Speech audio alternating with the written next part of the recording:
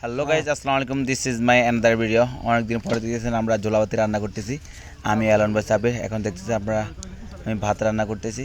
আসলে এগুলো আমাদের ছেলেদের কাজ না, বাট ঐতিহ্য ধরে রাখার জন্য আমরা অনেকদিন পরে আবার ঝোলাবাতি রান্না করলাম, অনেকের সাথে মজা করলাম, মাস্তি করলাম। আসলে যখন আমরা রান্না করি তখন ছোটোবেলার স্মৃতিগুলো মনে পড়ে যায়। তবে আমরা বিলের পাড়ে রান্না করলাম, অনেক ভালো লাগলো।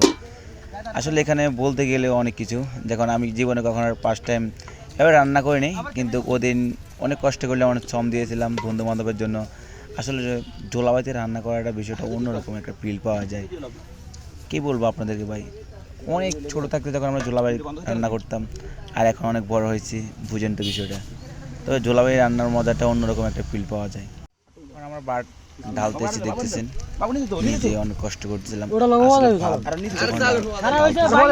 তখন গায়ের মধ্যে অন্যরকম তাপ চলে আসে, কারণ আমরা তো বাসা সবাই একটা মাঠ থাকে, মাঠ নাই, এই জন্য আমরা একটা ঢালতেছিলাম, সেরকম ফিল পাইছিলাম ভাইয়া। ভাত রান্নার পরে আমরা তরি তরকারি সবাই একসাথে রান্না করলাম, কষ্ট করে মাছ করলাম। এবং আমাদের আলু, মাই মশলা, টমেটো, বাবুল দেখতেছেন টমেটো খাচ্ছে, এবং শসা, বক্তা, হচ্ছে কয়েল পাখির ডিম এবং মুরগির ডিম এবং মাংস, এগুলো সবগুলো আমরা বাসা থেকে কুটে কাটে বিলে রান্না করার জন্য। সবাই মিলে হেল্প করার জন্য জিনিসটা খুবই তাড়াতাড়ি সুন্দর হয়ে গেছে। আমাদের বিলে যখন নতুন হয় সবাই ঝোলাবাতি রান্না করে, দেখছেন কি আগুন, ও মা গো দুমা, আগুনটাকে বালা করে ধরিল।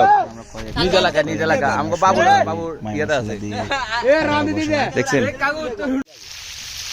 ভিডিওটি আবার দিস।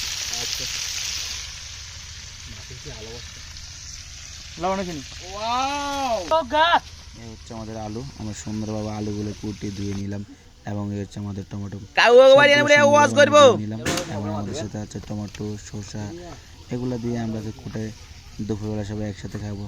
পেঁয়াজ আছে, আপনারা দেখতেছেন বিভিন্ন আইটেম নিয়ে আমরা বিলে চলে গেলাম। এই হচ্ছে মশলা আইটেম, এবং আমরা সবগুলো একসাথে মাংসগুলো মিক্স করলাম, নিজে তেল দিয়ে মাই মশলা দিয়ে সুন্দরভাবে সর্বপ্রথম আমরা কষিয়ে রাখলাম, কতক্ষণ মিক্স করে রাখলাম। পরবর্তীতে আমরা এখন ভাত রান্নার জন্য বসাই দিলাম, ভাত রান্না করে।